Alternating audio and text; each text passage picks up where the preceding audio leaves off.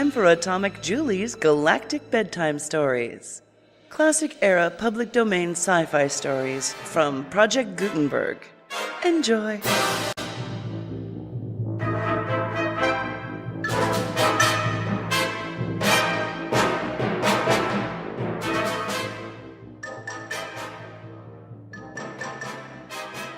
The Gate to Xoran. From Astounding Stories, January 1931, as found on Project Gutenberg. By Hal K. Wells. Read by Julie Hoverson.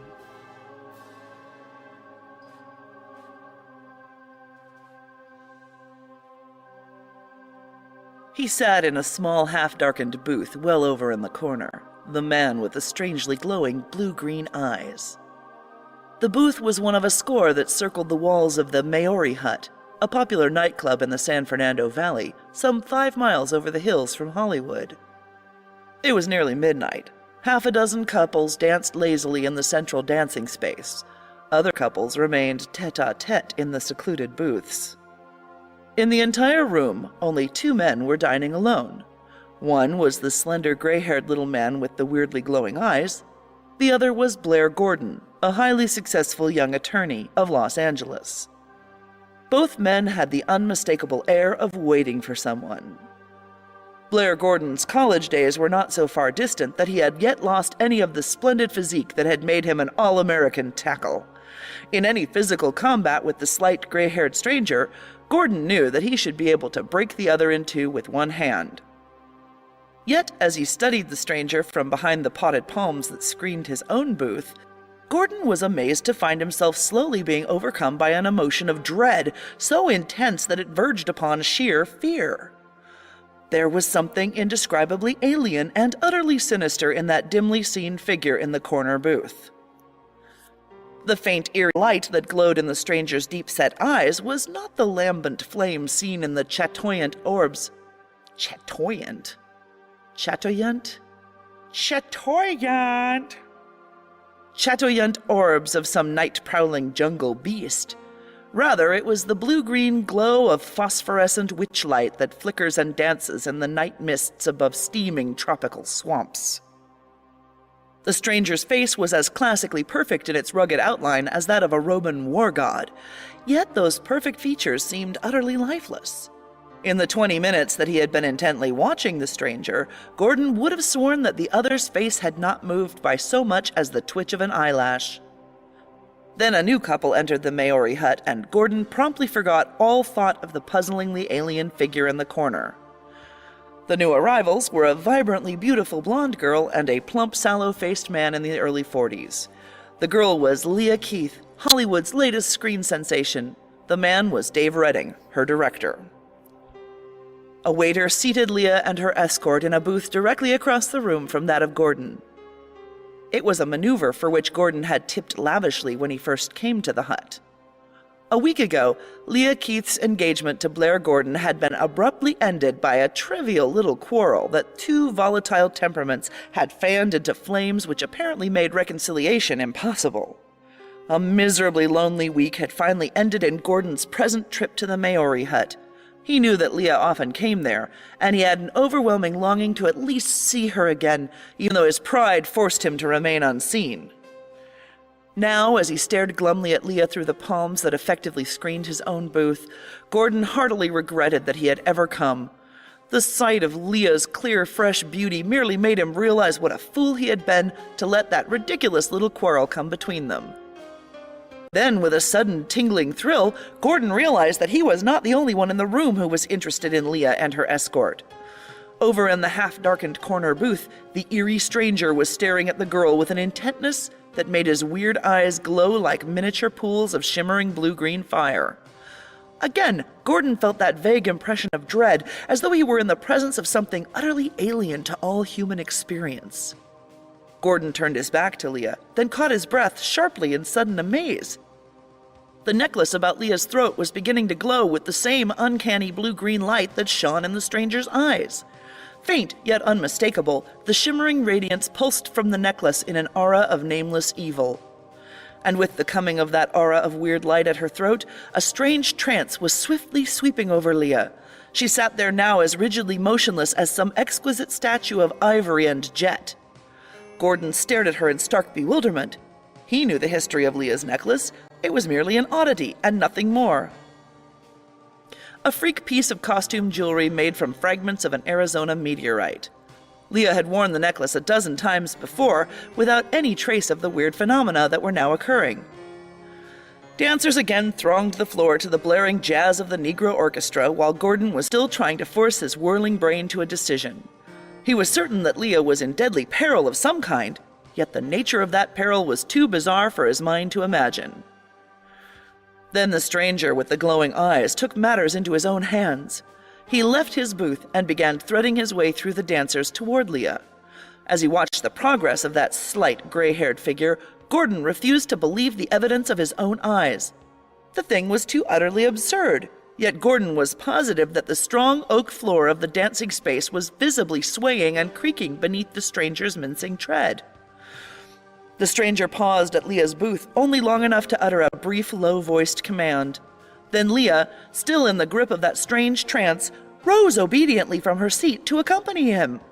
Dave Redding rose angrily to intercept her. The stranger seemed to barely brush the irate director with his fingertips, yet Redding reeled back as though struck by a piledriver. Leah and the stranger started for the door. Redding scrambled to his feet again and hurried after them. It was then that Gordon finally shook off the stupor of utter bewilderment that had held him. Springing from his booth, he rushed after the trio. The dancers in his way delayed Gordon momentarily. Leah and the stranger were already gone when he reached the door. The narrow little entrance hallway to the hut was deserted, save for a figure sprawled there on the floor near the outer door. It was the body of Dave Redding. Gordon shuddered as he glanced briefly down at the huddled figure. A single mighty blow from some unknown weapon had crumpled the director's entire face in, like the shattered shell of a broken egg. Gordon charged on through the outer door just as a heavy sedan came careening out of the parking lot. He had a flashing glimpse of Leah and the stranger in the front seat of the big car. Gordon raced for his own machine, a powerful, low-slung roadster. A single vicious jab at the starting button and the big motor leapt into roaring life. Gordon shot out from the parking lot onto the main boulevard. 100 yards away, the sedan was fleeing toward Hollywood. Gordon tramped hard on the accelerator. His engine snarled with the unleashed fury of 100 horsepower. The gap between the two cars swiftly lessened. Then the stranger seemed to become aware for the first time that he was being followed. The next second, the big sedan accelerated with the hurtling speed of a flying bullet. Gordon sent his own foot nearly to the floor. The roadster jumped to 80 miles an hour, yet the sedan continued to leave it remorselessly behind. The two cars started up the northern slope of Cahuenga Pass, with the sedan nearly 200 yards ahead and gaining all the time. Gordon wondered briefly if they were to flash down the other side of the pass and on into Hollywood at their present mad speed. Then at the summit of the pass, the sedan swerved abruptly to the right and fled west along the Mulholland Highway. Gordon's tires screamed as he swerved the roadster in hot pursuit. The dark, winding mountain highway was nearly deserted at that hour of the night. Save for an occasional automobile that swerved frantically to the side of the road to dodge the roaring onslaught of the racing cars, Gordon and the stranger had the road to themselves. The stranger seemed no longer to be trying to leave his pursuer hopelessly behind. He allowed Gordon to come within 100 yards of him. But that was as near as Gordon could get, in spite of the roadster's best efforts. Half a dozen times, Gordon trod savagely upon his accelerator in a desperate attempt to close the gap, but each time the sedan fled with the swift grace of a scudding phantom. Finally, Gordon had to content himself with merely keeping his distance behind the glowing red taillight of the car ahead. They passed Laurel Canyon, and still the big sedan bored on to the west. Then finally, half a dozen miles beyond Laurel Canyon, the stranger abruptly left the main highway and started up a narrow private road to the crest of one of the lonely hills. Gordon slowly gained in the next 2 miles. When the road ended in a winding graveled driveway into the grounds of what was apparently a private estate, the roadster was scarcely a dozen yards behind. The stranger's features as he stood there stiffly erect in the vivid glare of the roadster's headlights were still as devoid of all expression as ever. The only things that really seemed alive in that mask of a face were the two eyes, glowing eerie blue-green fire like twin entities of alien evil. Gordon wasted no time in verbal sparring. He motioned briefly to Leah Keith's rigid form in the front seat of the sedan. "Miss Keith is returning to Hollywood with me," he said curtly. "Will you let her go peaceably, or shall I—" He left the question unfinished, but its threat was obvious. "Or shall you do what?" asked the stranger quietly. There was an oddly metallic ring in his low, even tones. His words were so precisely clipped that they suggested some origin more mechanical than human. "Or shall I take Miss Keith with me by force?" Gordon flared angrily. "You can try to take the lady by force, if you wish." There was an unmistakable jeering note in the metallic tones. The taunt was the last thing needed to unleash Gordon's volatile temper. He stepped forward and swung a hard left hook for that expressionless mask of a face. But the blow never landed. The stranger dodged with uncanny swiftness. His answering gesture seemed merely the gentlest possible push with an outstretched hand, yet Gordon was sent reeling backwards a full dozen steps by the terrific force of that apparently gentle blow. Recovering himself, Gordon grimly returned to the attack. The stranger again flung out one hand in the contemptuous gesture with which one would brush away a troublesome fly. But this time Gordon was more cautious. He neatly dodged the stranger's blow, then swung a vicious right squarely for his adversary's unprotected jaw. The blow smashed solidly home with all of Gordon's weight behind it. The stranger's jaw buckled and gave beneath that shattering impact. Then abruptly, his entire face crumpled into distorted ruin. Gordon staggered back a step in sheer horror at the gruesome result of his blow. The stranger flung a hand up to his shattered features. When his hand came away again, his whole face came away with it. Gordon had one horror-stricken glimpse of a featureless blob of rubbery bluish-gray flesh in which fiendish eyes of blue-green fire blazed in malignant fury. Then the stranger fumbled at his collar, ripping the linen swiftly away. Something lashed out from beneath his throat, a loathsome snake-like object, slender and forked at the end. For one ghastly moment, as the writhing tentacle swung into line with him, Gordon saw its forked ends glow strange fire, one a vivid blue, the other a sparkling green. Then the world was abruptly blotted out for Blair Gordon. Consciousness returned to Gordon as swiftly and painlessly as it had left him. For a moment, he blinked stupidly in a dazed effort to comprehend the incredible scene before him. He was seated in a chair over near the wall of a large room that was flooded with livid red light from a single globe overhead. Beside him sat Leah Keith, also staring with dazed eyes in an effort to comprehend her surroundings. Directly in front of them stood a figure of stark nightmare horror. The weirdly glowing eyes identified the figure as that of the stranger at the Maori hut, but there every point of resemblance ceased. Only the cleverest of facial masks and body padding could ever have enabled this monstrosity to pass unnoticed in a world of normal human beings. Now that his disguise was completely stripped away, his slight frame was revealed as a grotesque parody of that of a human being, with arms and legs like pipe stems, a bald oval head that merged with necklace rigidity directly into a heavy-shouldered body that tapered into an almost wasp-like slenderness at the waist. He was naked save for a loincloth of some metallic fabric. His bluish-gray skin had a dull, oily sheen, strangely suggestive of fine-grained, flexible metal. The creature's face was hideously unlike anything human. Beneath the glowing eyes was a small, circular mouth orifice with a cluster of gill-like appendages on either side of it. Patches of lighter-colored skin on either side of the head seemed to serve as ears. From a point just under the head, where the throat of a human being would have been, dangled the 1.5-foot-long tentacle whose forked tip had sent Gordon into oblivion.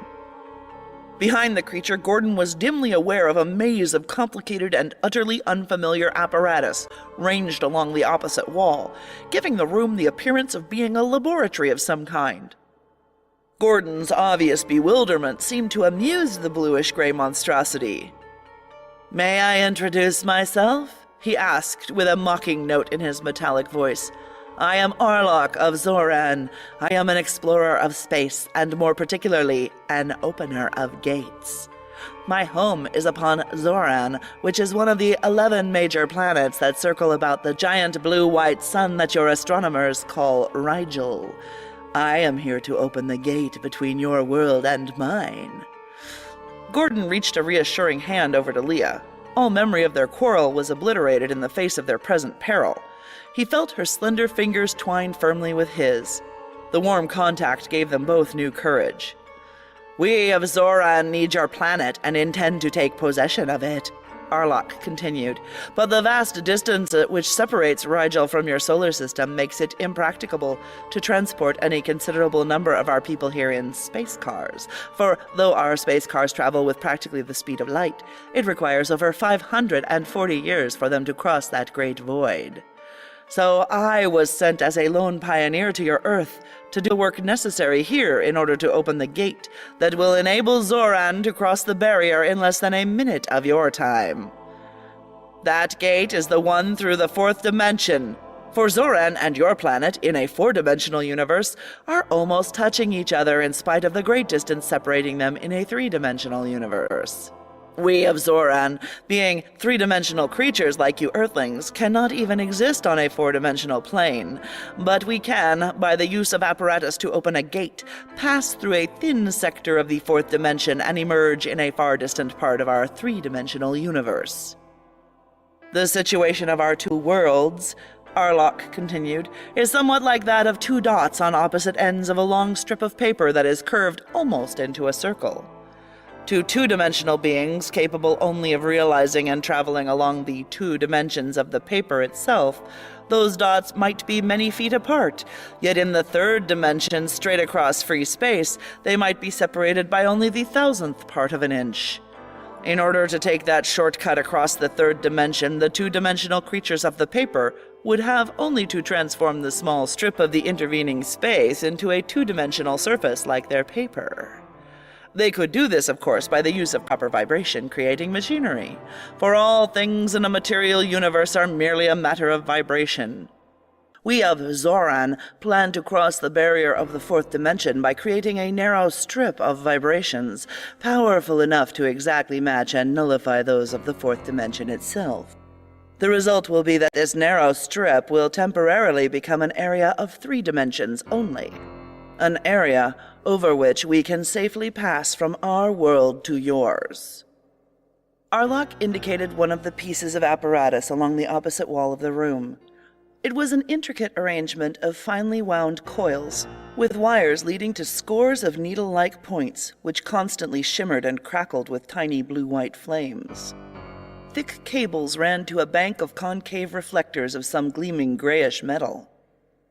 "There is the apparatus which will supply the enormous power necessary to nullify the vibrations of the 4th-dimensional barrier," Arlok explained. "It is a condenser and adapter of the cosmic force that you call the Millikan rays. In Xoran, a similar apparatus is already set up and finished, but the gate can only be opened by simultaneous actions from both sides of the barrier. That is why I was sent on my long journey through space to do the necessary work here. I am now nearly finished. A very few hours more will see the final opening of the gate. Then the fighting hordes of Xoran can sweep through the barrier and overwhelm your planet. When the gate from Xoran to a new planet is first opened," Arlok continued, "our scientists always like to have at least one pair of specimens of the new world's inhabitants sent through to them for experimental use. So tonight, while waiting for one of my final castings to cool, I improved the time by making a brief raid upon the place that you call the Maori Hut. The lady here seemed an excellent type of your Earthling woman, and the meteoric iron in her necklace made a perfect focus for electric hypnosis. Her escort was too inferior a specimen to be of value to me, so I killed him when he attempted to interfere. When you gave chase, I lured you on until I could see whether you might be usable. You proved an excellent specimen, so I merely stunned you. Very soon now I shall be ready to send the 2 of you through the gate to our scientists in Xoran." A cold wave of sheer horror swept over Gordon. It was impossible to doubt the stark and deadly menace promised in the plan of this grim visitor from an alien universe, a menace that loomed not only for Gordon and Leah, but for the teeming millions of a doomed and defenseless world. "Let me show you Xoran," Arlok offered. "Then you may be better able to understand." He turned his back carelessly upon his two captives and strode over to the apparatus along the opposite wall. Gordon longed to hurl himself upon the unprotected back of the retreating Xoranian, but he knew that any attempt of that kind would be suicidal. Arlok's deadly tentacle would strike him down before he was halfway across the room. He searched his surroundings with desperate eyes for anything that might serve as a weapon. Then his pulse quickened with sudden hope. There, on a small table near Leah, was the familiar bulk of a .45 caliber revolver, loaded and ready for use. It was included in a miscellaneous collection of other small earthly tools and objects that Arlok had apparently collected for study. There was an excellent chance that Leah might be able to secure the gun unobserved. Gordon pressed her fingers in a swift attempt at signaling, then jerked his head ever so slightly toward the table. A moment later, the quick answering pressure of Leah's fingers told him that she had understood his message. From the corner of his eye, Gordon saw Leah's other hand begin cautiously groping behind her for the revolver. Then both Gordon and Leah froze into sudden immobility as Arlok faced them again from beside an apparatus slightly reminiscent of an earthly radio set. Arlok threw a switch, and a small bank of tubes glowed pale green. A yard-square plate of bluish-gray metal on the wall above the apparatus glowed with milky fluorescence. "It is easy to penetrate the barrier with light waves," Arlok explained. "That is a gate that can readily be opened from either side. It was through it that we first discovered your Earth." Arlok threw a rheostat on to more power. The luminous plate cleared swiftly. "And there, Earthlings, is Xoran," Arlok said proudly. Leah and Gordon gasped in sheer amaze as the glowing plate became a veritable window into another world, a world of utter and alien terror. The livid light of a giant red sun blazed mercilessly down upon a landscape from which every vestige of animal and plant life had apparently been stripped. Naked rocks and barren soil stretched illimitably to the far horizon in a vast monotony of utter desolation. Arlok twirled the knob of the apparatus, and another scene flashed into view. In this scene, great gleaming squares and cones of metal rose in towering clusters from the starkly barren land. Hordes of creatures like Arlok swarmed in and around the metal buildings. Giant machines whirled countless wheels in strange tasks. From 1,000 great needle-like projections on the buildings spurted shimmering sheets of crackling flame, bathing the entire scene in a whirling mist of fiery vapors. Gordon realized dimly that he must be looking into one of the cities of Xoran, but every detail of the chaotic whirl of activity was too utterly unfamiliar to carry any real significance to his bewildered brain. He was as hopelessly overwhelmed as an African savage would be if transported suddenly into the heart of Times Square. Arlok again twirled the knob. The scene shifted, apparently to another planet. This world was still alive, with rich verdure and swarming millions of people strangely like those of Earth. But it was a doomed world. The dread gate to Xoran had already been opened here. Legions of bluish-gray Xoranians were attacking the planet's inhabitants, and the attack of those metallic hosts was irresistible. The slight bodies of the Xoranians seemed as impervious to bullets and missiles as though armor-plated. The frantic defense of the beleaguered people of the doomed planet caused hardly a casualty in the Xoranian ranks. The attack of the Xoranians was hideously effective. Clouds of dense yellow fog belched from countless projectors in the hands of the bluish-gray hosts, and beneath that deadly miasma, all animal and plant life on the doomed planet was crumbling, dying, and rotting into a liquid slime. Then even the slime was swiftly obliterated, and the Xoranians were left triumphant upon a world starkly desolate. That was one of the minor planets in the swarm that make up the solar system of the sun that your astronomers call Canopus, Arlok explained. Our first task in conquering a world is to rid it of the unclean surface scum of animal and plant life. When this noxious surface mold is eliminated, the planet is then ready to furnish us sustenance, for we Xoranians live directly upon the metallic elements of the planet itself. Our bodies are of a substance of which your scientists have never even dreamed. Deathless, invincible, living metal. Arlok again twirled the control of the apparatus, and the scene was shifted back to the planet of Xoran, this time to the interior of what was apparently a vast laboratory.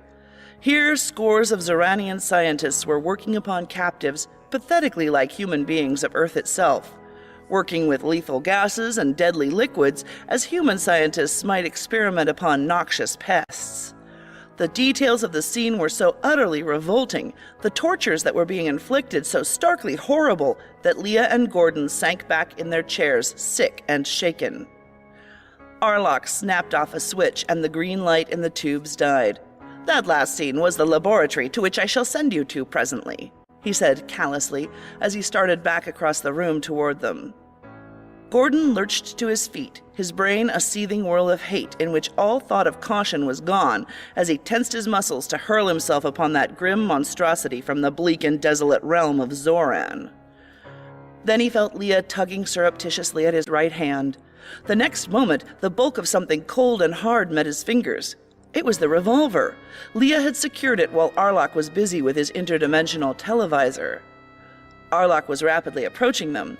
Gordon hoped against hope that the menace of that deadly tentacle might be diverted for the fraction of a second necessary for him to get in a crippling shot. Leah seemed to divine his thought. She suddenly screamed hysterically and flung herself on the floor almost at Arlok's feet. Arlok stopped in obvious wonder and bent over Leah.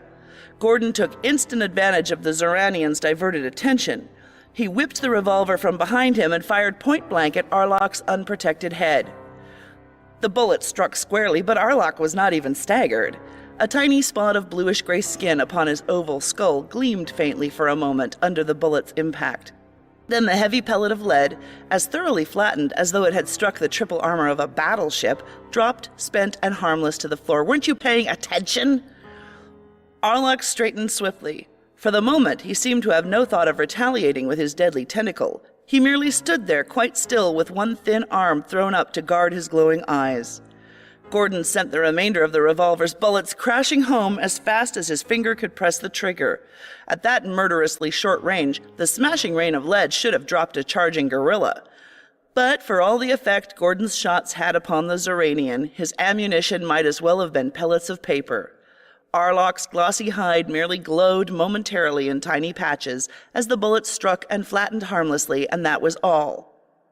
"Should have shot the machinery, dumbass." His last cartridge fired, Gordon flung the empty weapon squarely at the blue monstrosity's hideous face. Arlok made no attempt to dodge. The heavy revolver struck him high on the forehead, then rebounded harmlessly to the floor. Arlok paid no more attention to the blow than a man would to the casual touch of a wind-blown feather. Gordon desperately flung himself forward upon the Xoranian in one last mad effort to overwhelm him. Arlok dodged Gordon's wild blows, then gently swept the Earthman into the embrace of his thin arms. For one helpless moment, Gordon sensed the incredible strength and adamantine hardness of the Xoranian's slender figure, together with an overwhelming impression of colossal weight in that deceptively slight body. Then Arlok contemptuously flung Gordon away from him.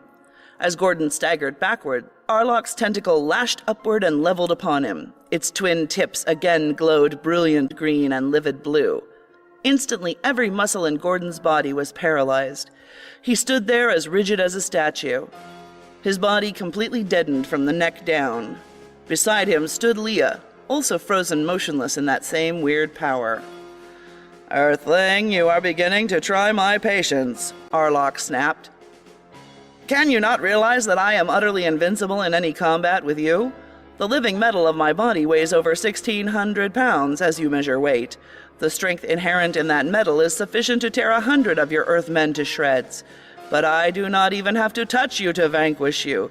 The electric content of my bodily structure is so infinitely superior to yours that with this tentacle organ of mine I can instantly short-circuit the feeble currents of your nerve impulses and bring either paralysis or death as I choose. But enough of this. Arlok broke off abruptly. My materials are now ready, and it is time that I finished my work. I shall put you out of my way for a few hours until I am ready to send you through the gate to the laboratories of Xoran.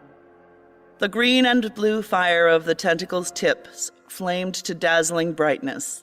The paralysis of Gordon's body swept swiftly over his brain. Black oblivion engulfed him. When Gordon again recovered consciousness, he found that he was lying on the floor of what was apparently a narrow hall, near the foot of a stairway. His hands were lashed tightly behind him, and his feet and legs were so firmly pinioned together that he could scarcely move. Beside him lay Leah, also tightly bound. A short distance down the hall was the closed door of Arlok's workroom, recognizable by the thin line of red light gleaming beneath it. Moonlight through a window at the rear of the hall made objects around Gordon fairly clear. He looked at Leah and saw tears glistening on her long lashes. "Oh, Blair, I was afraid you'd never waken again," the girl sobbed. "I thought that fiend had killed you." Her voice broke hysterically. "Steady, darling," Gordon said soothingly. "We simply can't give up now, you know. If that monstrosity ever opens that accursed gate of his, our entire world is doomed. There must be some way to stop him. We've got to find that way and try it, even if it seems only one forlorn chance in a million." Gordon shook his head to clear the numbness still lingering from the effects of Arlok's tentacle. The Xoranian seemed unable to produce a paralysis of any great duration with his weird natural weapon. Accordingly, he had been forced to bind his captives like two trussed fowls while he returned to his labors. Lying close together as they were, it was a comparatively easy matter for them to get their bound hands within reach of each other. But after 15 minutes of vain work, Gordon realized that any attempt at untying the ropes was useless. Arlok's prodigious strength had drawn the knots so tight that no human power could ever loosen them. Then Gordon suddenly thought of the one thing in his pockets that might help him. It was a tiny cigarette lighter of the spring trigger type. It was in his vest pocket, completely out of reach of his bound hands, but there was a way out of that difficulty. Gordon and Leah twisted and rolled their bodies like two contortionists until they succeeded in getting into such a position that Leah was able to get her teeth in the cloth of the vest pocket's edge. A moment of desperate tugging, then the fabric gave way. The lighter dropped from the torn pocket to the floor, where Leah retrieved it. Then they twisted their bodies back to back. Leah managed to get the lighter flaming in her bound hands. Gordon groped in an effort to guide the ropes on his wrists over the tiny flickering flame. Then there came the faint welcome odor of smoldering rope as the lighter's tiny flame bit into the bonds. And bacon. Gordon bit his lips to suppress a cry of pain as the flame seared into his skin as well. The flame bit deeper into the rope. A single strand snapped. Then another strand gave way. To Gordon, the process seemed endless as the flame scorched rope and flesh alike. A long minute of lancing agony that seemed hours. Then Gordon could stand no more. He tensed his muscles in one mighty agonized effort to end the torture of the flame. The weakened rope gave way completely beneath that pain-maddened lunge. Gordon's hands were free. It was an easy matter now to use the lighter to finish freeing himself and Leah. They made their way swiftly back to the window at the rear of the hall. It slid silently upward. A moment later, and they were out in the brilliant moonlight, free. They made their way around to the front of the house. Behind the drawn shades of one of the front rooms, an eerie glow of red light marked the location of Arlok's workroom. They heard the occasional clink of tools inside the room as the Xoranian diligently worked to complete his apparatus. They crept stealthily up to where one of the French windows of Arlok's workroom swung slightly ajar. Through the narrow crevice, they could see Arlok's grotesque back as he labored over the complex assembly of apparatus against the wall. A heavy stone flung through the window would probably wreck that delicate mechanism completely, yet the two watchers knew that such a respite would be only a temporary one. As long as Arlok remained alive on this planet to build other gates to Xoran, Earth's eventual doom was certain. Complete destruction of Arlok himself was Earth's only hope of salvation. The Xoranian seemed to be nearing the end of his labors. He left the apparatus momentarily and walked over to a workbench where he picked up a slender rod-like tool. Donning a heavy glove to shield his left hand, he selected a small plate of bluish-gray metal, then pressed a switch in the handle of the tool in his right hand. A blade of blinding white flame, seemingly as solid as a blade of metal, spurted for the length of a foot from the tool's tip. Arlok began cutting the plate with the flame, the blade shearing through the heavy metal as easily as a hot knife shears through butter. The sight brought a sudden surge of exultant hope to Gordon. He swiftly drew Leah away from the window, far enough to the sides that their low-voiced conversation could not be heard from inside the workroom. "Leah, there is our one chance," he explained excitedly. "That blue fiend is vulnerable, and that flame tool of his is the weapon to reach his vulnerability. Did you notice how careful he was to shield his other hand with a glove before he turned the tool on? He can be hurt by that blade of flame, and probably hurt badly." Leah nodded in quick understanding. "If I could lure him out of the room for just a moment, you could slip in through the window and get that flame tool, Blair," she suggested eagerly. "That might work," Gordon agreed reluctantly, "but Leah, don't run any more risks than you absolutely have to." He picked up a small rock. "Here, take this with you. Open the door into the hall and attract Arlok's attention by throwing the rock at his precious apparatus. Then the minute he sees you, try to escape out through the hall again. He'll leave his work to follow you. When he returns to his workroom, I'll be in there waiting for him, and I'll be waiting with a weapon that can stab through even that armor-plated hide of his." They separated, Leah to enter the house, Gordon to return to the window. Arlok was back over in front of the apparatus, fitting into place the piece of metal he had just cut. The flame tool, its switch now turned off, was still on the workbench. Gordon's heart pounded with excitement as he crouched there with his eyes fixed upon the closed hall door. The minutes seemed to drag interminably. Then suddenly Gordon's muscles tensed. The knob of the hall door had turned ever so slightly. Leah was at her post. The next moment the door was flung open with a violence that sent it slamming back against the wall. The slender figure of Leah stood framed in the opening, her dark eyes blazing as she flung one hand up to hurl her missile.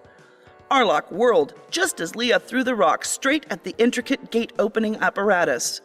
With the speed of thought, the Xoranian flung his own body over to shield his fragile instruments.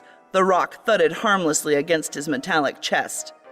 Then Arlok's tentacle flung out like a striking cobra, its forked tip flaming blue and green fire as it focused upon the open door.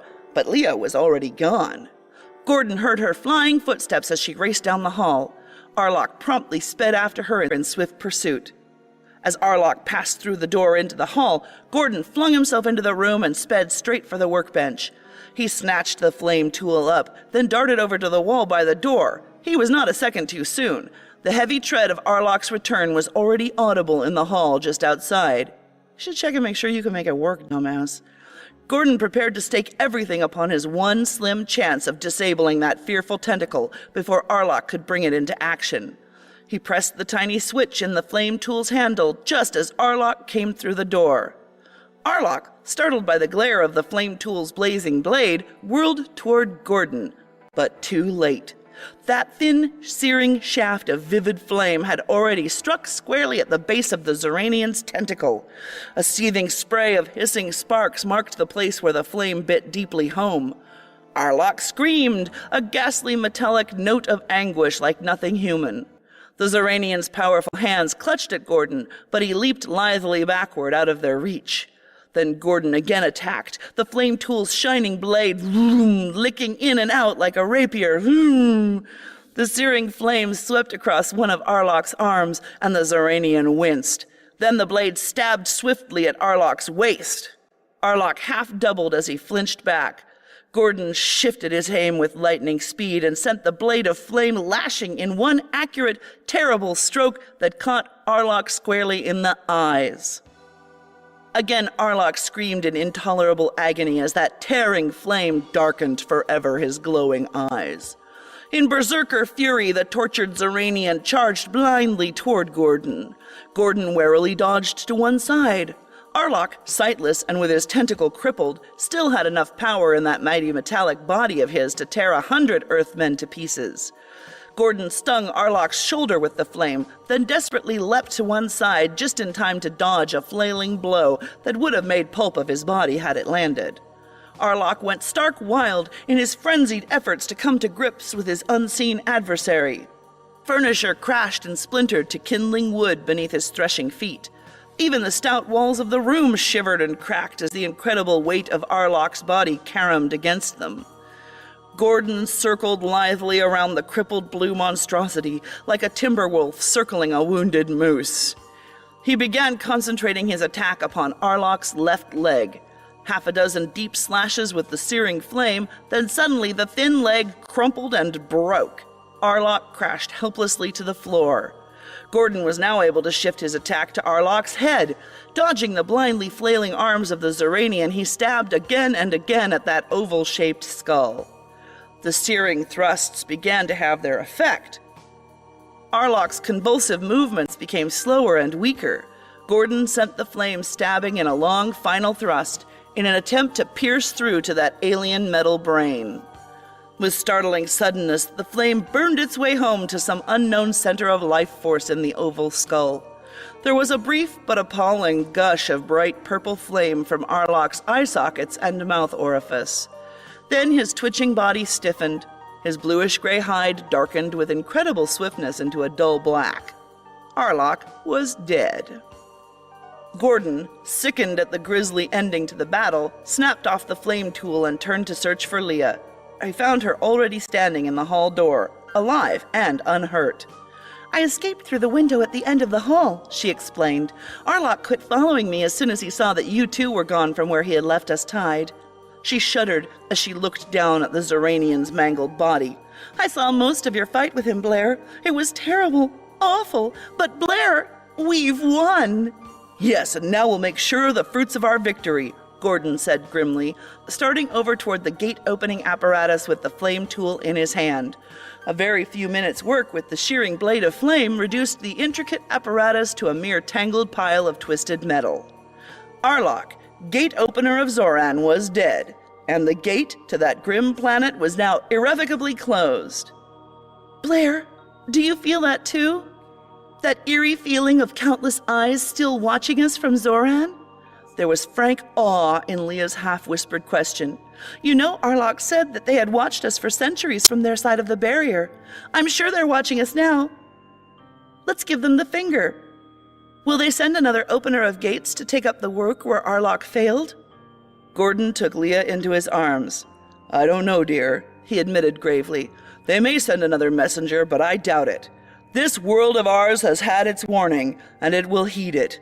The Watchers on Xoran must know that in the 540 years it would take their next messenger to get here, the Earth will have had more than enough time to prepare an adequate defense for even Xoran's menace. I doubt if there will ever again be an attempt made to open the gate to Xoran."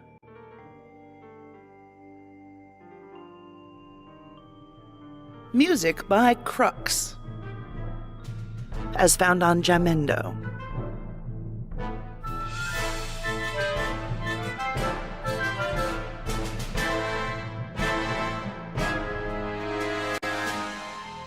The opening and closing music is by Kevin MacLeod of Incompetech.com. No claim is made to the underlying story. Copyright of this reading is to Julie Hoverson and Reality Productions, 2014. And it is released under a Creative Commons non-attribution share-alike non-commercial license. Contact us at www.19nocturneboulevard.com for other productions from Reality Productions and Julie Hoverson.